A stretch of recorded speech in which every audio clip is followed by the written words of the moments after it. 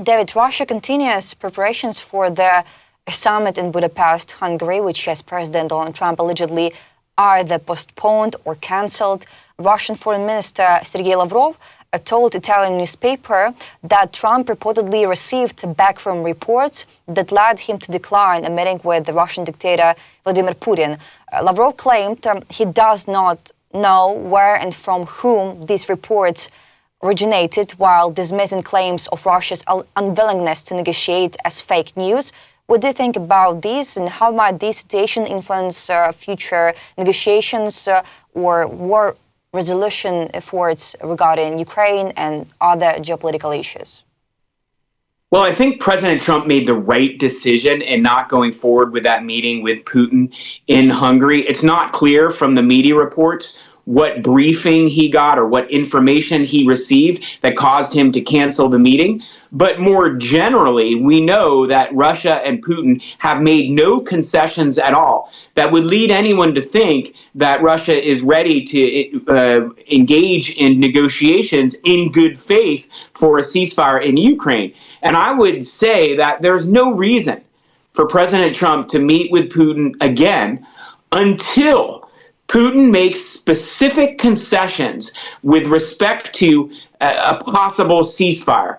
And for now, none of his demands for what he would want to have a ceasefire have changed, really, since the invasion in February 2022. So he's the recalcitrant party here, and the United States should not reward Putin even with a meeting until it's clear he's actually making compromises. David, about Trump's decision, the Trump administration is preparing to deport numerous Ukrainians with the final removal orders back to their war-torn homeland, reported the Washington Post.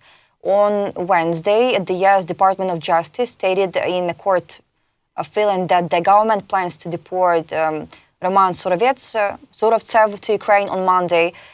What is the rationale behind the Trump administration's decision to deport Ukrainians with final removal orders amid the ongoing war? And here is your thoughts.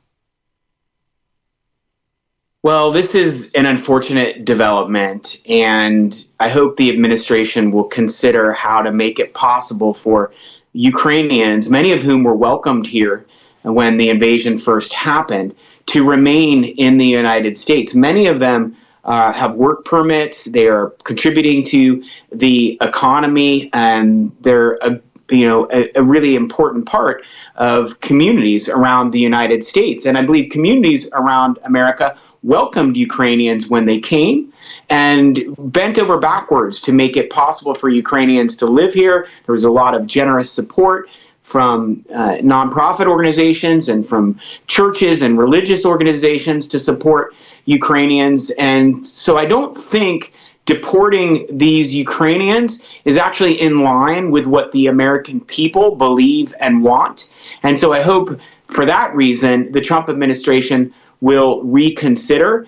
It is absolutely clear that parts of Ukraine remain unsafe for civilians, and many of them would have a well-founded fear of being returned back to their country, a well-founded fear of harm, or serious harm, or death if returned back to Ukraine. And that's the standard for refugees under international law. And that's why they've been welcomed in many countries around the world that support refugee laws. And so I hope the U.S. will also be cognizant of that as well. David, the Trump administration has drafted new U.S. Visa rules for foreigners. Under the new regulations, applicants with cancer, obesity, or various chronic illnesses could be denied entry. The Washington Post reports that immigration lawyers have criticized the decision as a dangerous expansion of consular authority, allowing denial of visas for common health conditions that were never previously considered disqualifying. What is the official rationale behind the Trump administration's new visa rules targeting applicants with certain health conditions? What do you think? I think the Trump administration should explain the basis for this new requirement. And they haven't so far done a good job of explaining why it's in America's interest to put these new restrictions on people for receiving visas. And it's possible that there's a good reason, but I just don't know what that reason is. And I do agree that when you start putting restrictions like this, it's a slippery slope, and what restrictions will come next. America has been a country that is a destination for tourism. People from around the world want to see America. That contributes to our economy. And so I don't really understand why we would put these types of restrictions on people. And I hope there is a good reasoning. And if there's not, that we won't go forward with them. David, and President Donald Trump signed a bill for temporary federal government funding, officially ending the longest government shutdown in U.S. history. CNN reports the bill reached the White House shortly after passage by the House of Representatives, and the president's signature finalized the resumption of government operations. How will the temporary funding bill, in your opinion, address the immediate operational and financial challenges caused by the longest U.S. government shutdown?